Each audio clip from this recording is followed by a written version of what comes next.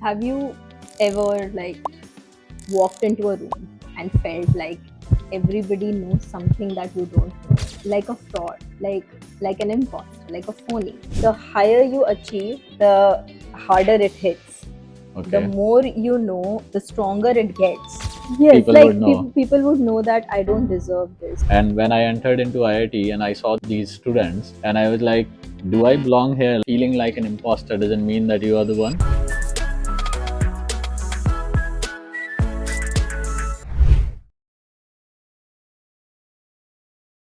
So today's topic is little personal because this isn't just a topic. This is something that we are actually going through.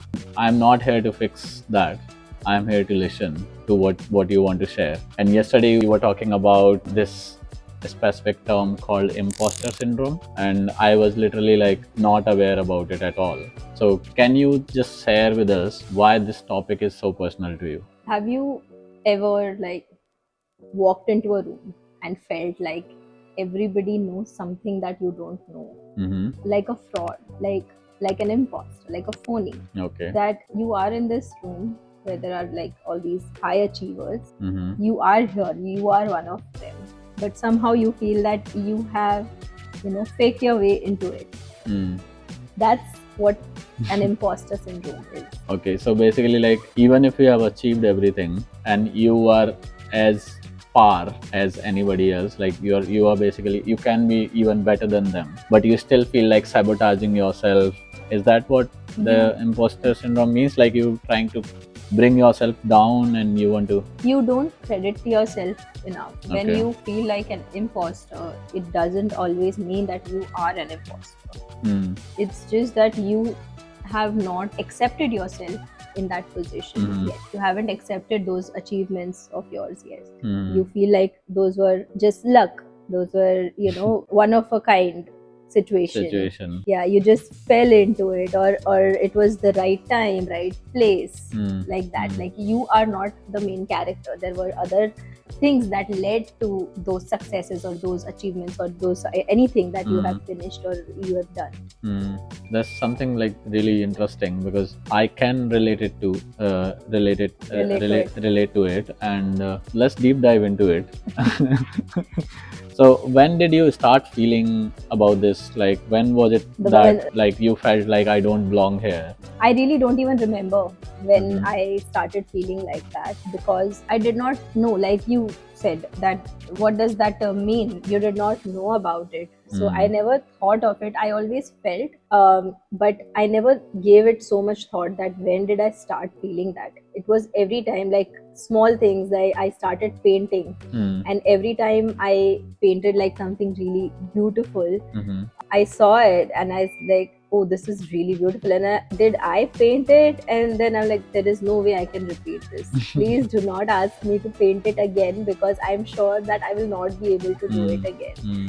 It was me, and I have that result in front of me. But still in my head, I was not giving myself that credit. Yeah, even though like you just finished maybe like masterpiece painting, and you're like, I can't be this. I'm sure like this is not done by me. Yeah, yes. I mean, you're not accepting yourself in that position yet. Same thing. That's why this topic is very personal to me, because I'm sure there are a lot of people who are going through this and they don't know yet about it. Yeah. So when you don't know something, you cannot fix it. Yeah. You always feel like मेरे साथ ये कुछ गड़बड़ है. Yes, exactly like that. It's just matter of fact that everybody finds out. I just have to do this one dumb mistake and everybody would know that, I don't deserve this. I am not supposed to be here, and I'm exposed. So that fear is always there. Okay. And you mentioned that like this happens only during specific situations. So when does it hit hard to you? Like is it that work or work pressure or a situation or any kind of achievements that you have? For example, you graduated or something. When does this feeling come to you? It depends. The higher you achieve, the harder it hits. Okay. The more you know, the stronger it gets. when I did something really good when I was at work, I would feel like, "Ah, this was just once in a life, like once in a time, and then I don't know how to repeat it if somebody asks me, Yeah. and I have to be so thorough with it, so that if anybody asks me the question, I need to know. And even if I know, and if somebody puts me on the spot, I would go so blank that I don't know. I think it just happened, So it's work. It's sometimes socially as well. Like when you're sitting in a social group. Yeah. Now I have coped with it. I have managed to deal with it, but it was, even in social groups, I would like to stay silent and listen to everybody, observe everyone. It would be hard to believe, because me in a social group as well. I communicate, I interact with people, but that was not always the case. I would always feel like these are people that know something better than me, and I should just keep my mouth shut so that I don't come out looking stupid. So that it's there in every different stages, and it just keeps getting worse if you don't address it. And what is that exact thought that comes to your head, like when you feel like imposter syndrome, when that episode happens? What is that exact thought? Like, can you elaborate more on that? That I'm gonna be exposed, that people will know. Okay. And even like you don't know what the people would know, but you just feel like Yes, people like would know. people would know that I don't deserve this. I'm not. I shouldn't be here. मेरे को ऐसा थोड़ा थोड़ा अभी I can think of, क्योंकि जब मैं first time जैसे IIT का मेरा फर्स्ट डे जब था, तो मैं गया और मैंने देखा कि लोग जो हैं वो, मैं एकदम ही रूरल बैकग्राउंड से था, तो like I am from a rural background, and when I entered into IIT and I saw these students, like those have achieved really good ranks in IIT, and they are watching movie in English, and I was like, do I belong here? Like I have never watched an English movie like in English. Like I would watch it in a until dubbed, that time.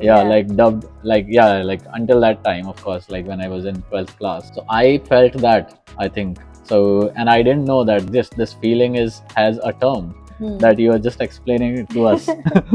That's the thing, that when I read about it, it was an article, and I read about it, and I was like, this is me, I feel that. And I was like, yes, and every point, like when I was reading, like, yes, that's me, yes, that. And I don't know how many people out there, they don't know, and I'm sure this would help, because it did help me. That article did help me to understand that this is, like, to diagnose myself, and then to overcome it, to work on it. That is very important. Like every time I question, like after that incident, every time I questioned myself, I just kept saying that no, you're wrong. Just don't think about it. Don't think about it. And then I started my own coping mechanism. Okay. So since you mentioned like you started your own coping mechanism, what are the actions that you took to cope up with it? One thing that I read in that article that stayed with me forever was that people struggling with this they're very bad at taking compliments, and they're very bad at remembering those compliments. So before we dive into that, the very important thing is to accept it and diagnose it. Now you know that what you need to fix. Yeah. Start saying that. One thing that I did was, when I started receiving if I receive any compliment, start saying thank you instead of explaining it, saying, oh, it's nothing, I'm sure you can do it, I'm sure somebody else must have done. Like instead of demeaning it or degrading it, just say simple thank you. It would start, like initially it would feel unnatural, it would feel uncomfortable, but that one thing would become a habit. You're basically sending a signal to your brain that you deserve it. Just say thank you and accept those compliments. And now when we talk about remembering, the second thing that I did was journaling. Write down everything that you do. So one major issue, like when you asked that when does it hit more harder, it was work, and it would affect my work later, right? So that it doesn't affect my work, what I started doing at work mainly was writing down every task that I achieved, that I finished. Like there is something that I did good. So it's like giving yourself giving a credit, like basically like you or are just basically writing it down, because next time when you question yourself, you just Mhm. read that you have done those things. But it doesn't end there, because that Mhm. was not the problem. Mhm. What you have done was not the problem. The problem is you are not you're not recognizing. you're not going to, you cannot do it again, is what the problem is. So the next part of that journaling is not Mm. just writing what you did, but also what are you going to do next. Mm. So I would set my targets 2 weeks. Every 2 weeks, I would have that, okay, what I have done and what I have to do. So one side I would write, I have done, XYZ things, and those are my achievements. Mm. And the next would be, what are my next 2 weeks plan? What am I going to focus on? So I'm going to work on this and this and this and this, and this is going to bring me results as well. Now there's another part to it. At least I know that I have faced that. I don't know if there are other people who have faced it, that you write down what you want to do, you write down Yeah. your goals, you write down what you want to achieve, but when you look at it, Mm. you don't know where to start. Now Mm. you have already, like, just basically writing a report. Mm. You have written a report before, now you want to write it again. Mm. You don't know where to start, and you're like, I don't know how to do this. You know it, you've done it, but you Yeah, still feel like, I don't know where to start, I don't know Yeah. how to do it, and then you keep dilly-dallying it. So that also I started like that. That is something that I was suffering from, and then I realized that I need to overcome that as well. So what I did was just write a rough draft. Mm. When I'm writing a report or anything for that matter, any task, any project, Yeah. I just started doing, like, jotting down rough points that should be achieved. Not necessarily to start with it, but just to do it, like, randomly. Take reference points, analysis, whatever. Yeah. And whatever comes to your mind regarding that particular task or project, just write it down. And then once you write it down and then you go through it later, you would start arranging them. Yes. I think this would go first, then Structuring, this would, yes. So that helps you to do it again. Yeah. So now you have managed to recognize your tasks, your achievements, and the second thing is you have managed to do it again. So that question in your head that somebody will find out that you don't deserve will vanish, because now you're working on so that nobody finds out. So basically, like, this becomes your evidence file. Like, you have these are the tasks that you've achieved, wins, and then you are giving feedback to yourself, and then these are the milestones you have achieved. So this is like a CV of your confidence. Yes. So it's also very important to share it with other people. For me, it helps when I share it with you, with my sister. Like, not everybody, but people who care, who would want to hear what you're saying. So start sharing it with those people that you have confidence in, you have trust in, that what you have done, what you are planning on, and that automatically sends a signal to your brain saying that yes, you are going to do it. Yes, you have done this. Building your confidence.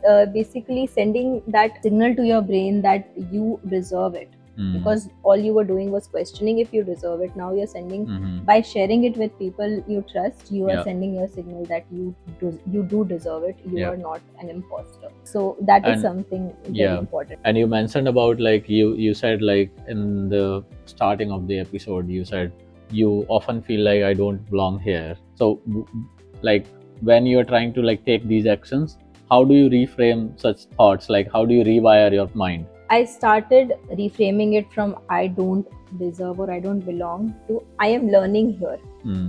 I am understanding. I am in my observation process.